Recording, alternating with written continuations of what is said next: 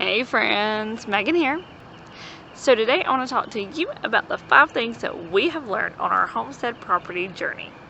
Now, if you do not already know, we put in an offer on 16.7 acres here in South Carolina, and I will leave a link up top to a video that kind of does a walkthrough tour of that property. We also had previously purchased a house. So almost 2 years ago, we sold that house, bought an RV, and started our traveling around the United States looking for the perfect place for us to settle down again. And we both finally agreed on South Carolina. We love it here. It is beautiful and the people are so welcoming. But we've looked at many states along the way, and there were several possibilities. If you have not seen my blog post or video about the top 12 homesteading states, check the description box. I will leave a link to both the video and the blog post down there.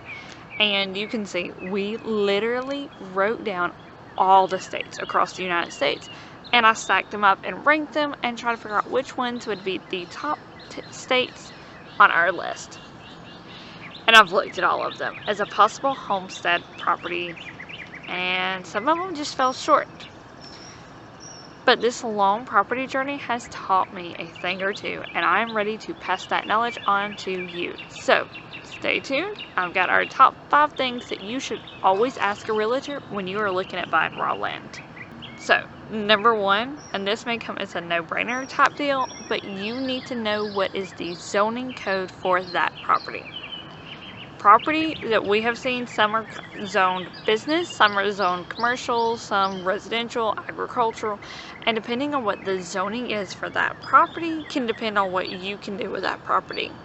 Now, you may have heard of people living in the city and they're only allowed to have like 2 chickens or something, and that's because of their zoning for their area. So zoning is a pretty big deal. Now, it can always be changed, but that's a headache that we weren't willing to deal with. Now, the zoning for the property that we are purchasing is actually called a general zoning, so basically anything goes. It is what we make of it, and we're okay with that zoning code. It gives us endless possibilities. Number 2, you want to know what are the rights and restrictions that come with that property. Now, believe it or not, buying raw land does not mean you can do anything with it, even aside from zoning. It can have restrictions in place that tell you what you can and can't do with your property, or it may not come with the rights, and that's a biggie. We looked at property in Alabama, $25,000 for 25 acres. Looked fantastic. Once I sent my list of questions, these exact 5 questions I'm sharing with you, to the realtor, I found out that property does not come with the rights. It had no mineral rights in the sale. The person selling the property chose to keep the mineral rights for themselves, and they did this because that property set on oil. This property that I'm talking about in Alabama already had an oil well on the property, and they were drilling for oil. Well, they had figured out where the oil was. The owner didn't need the rest of that property. He knew where it was at, and he had his oil well in place. So he was selling the property. But the oil well was still his because the mineral rights were still his. And so any oil that come off that property, he got the money for. The drill was his. You got nothing, except for somebody else using your property and taking your mineral rights away. Needless to say, we didn't buy it. Once I found that out, we stopped right there. That was a major red flag. We were done.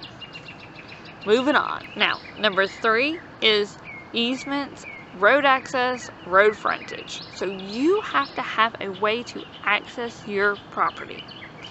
Now, believe it or not all properties have access. Some are called landlocked, meaning that the property's in the center and there's other properties surrounding it, and there's no way to access that. Some will sell this property as hunting property, meaning you were to walk across somebody else's land to get to your property and hunt on it. You ain't driving across. Some will say if it has waterways to it, you can have water access to that property, so you don't need road access.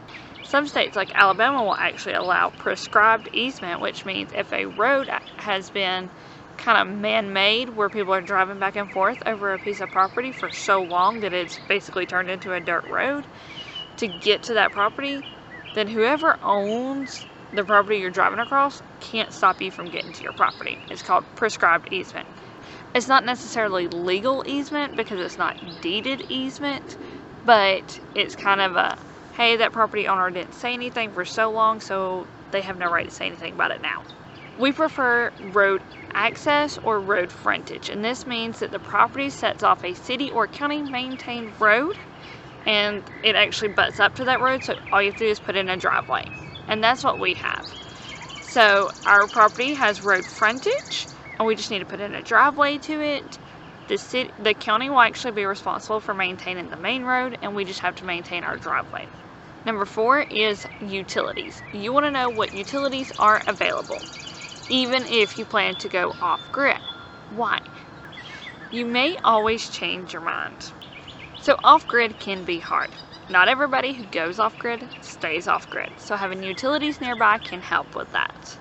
Also, think future-wise. If this isn't a piece of property that you plan to keep for the rest of your life, you may want utilities nearby. It will increase the value of your property. For us, we do want solar set up, but we do also want to be able to tie into the city electrical system for days when solar just isn't enough to cut our needs. We're being realistic in that department. We also don't care so much about city water, but it is nice to know that it's near. We plan to drill for a well instead. Another thing to think of in these utilities is septic. Do you have to have a septic on your property, or does it hook to city sewer?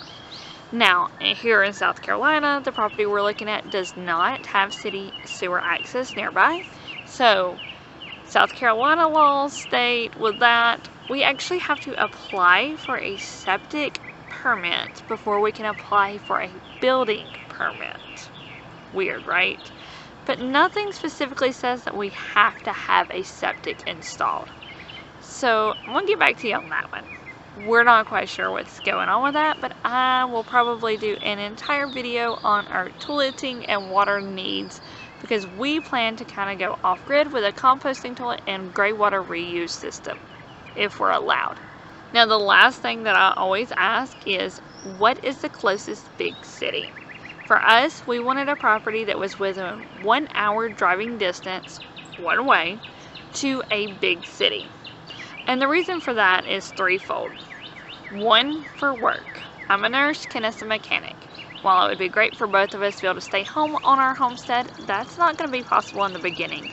It's going to cost a lot of money to get the homestead up and running, and we plan to do it debt-free. So we're going to have to work to be able to pay for all of these big projects to begin with. So we kind of need access to work. 2, grocery stores. Mom and pop grocery stores are great, but I don't even think the town we're moving to has that. The closest Walmart's not too terribly far away, but I prefer bigger grocery stores where I can buy in bulk and have a greater selection. So a Costco, Sam's Club, and as your standard drop-off location, all of those would be great to have in a city close by us. And number 3 would be farmers markets. When we plan to be able to make a living off of our homestead, we're going to need a farmers market to help us do that. Farmers markets are great for selling at to get your business out there and start building that repeat customer base. Now, we already have a soap business that is online. I can leave a link down in the description box below if you want to check that out. But in the future, we plan to start offering meat or maybe selling animals live so they can be butchered, maybe half whole animals, that sort of thing. It's a work in progress, but having a farmer's market nearby gives us a ton of options. And it allows us to expand the businesses that we can have on our homestead. So it's pretty important to us. Now, luckily for us, the closest big city would only be 45 minutes away, well within our 1 hour, one-way time frame, and we are thrilled. It gives us many options. So these are the 5 things that we always ask a realtor before we even go look at a homestead property. Now, if you have questions that you always ask a realtor when you're searching for raw land, make sure to leave those in the comments below. There's all kinds of people that check out this video, and they may be checking the comments to see if there's more advice that they can draw off of. Also, I wrote a blog post that goes over all of these questions and more that I always look for in raw land, and I'm going to leave a link to that blog post below also. It goes more in depth about everything, and I think there's 20 things to consider when buying raw land on that blog post. Now, like always, make sure to like and subscribe and all that jazz. We want you to stay along on our journey so you can see how we turn this wooded property that we're purchasing into a bountiful homestead. Guys, can y'all hear that sirens? Like, it's crazy here. Helicopters, everything. I'm sorry if it's loud. If you don't know, we are actually staying in an RV park right now while we're waiting on closing on this property, getting the property cleared and all that stuff. And there is a fire burning down the street. I'm going to show you. Maybe you can see. Can you see all that smoke? This property has been burning all day. And there's got to be at least 20 fire trucks out there and more showing as you can hear the sirens. I don't know what is burning. I don't know what the big deal is, like why they can't get it put out. But it's fairly close to us, and so that's what all the signs are. I am sorry about that.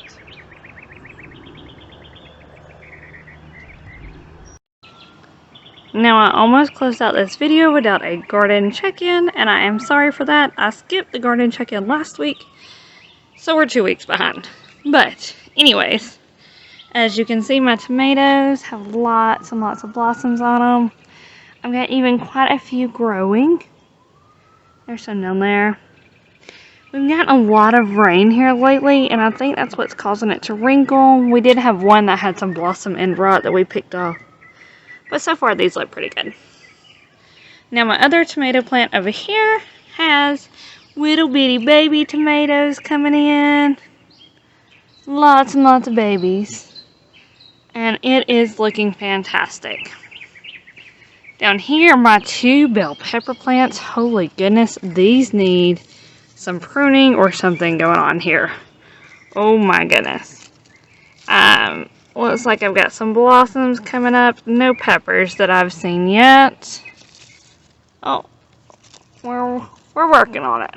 I got lots of blossoms, so maybe we will get some peppers coming.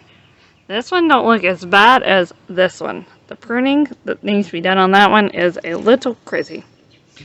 And then this is the banana pepper. It's still fairly small. It was planted a little late. And I don't see any kind of blossoms or anything on it, but I do see bugs.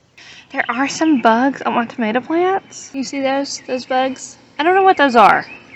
You may tell me, what bugs are these? I've been killing them and knocking them off. I'm not sure if I'm supposed to do that, but I just don't like them being there.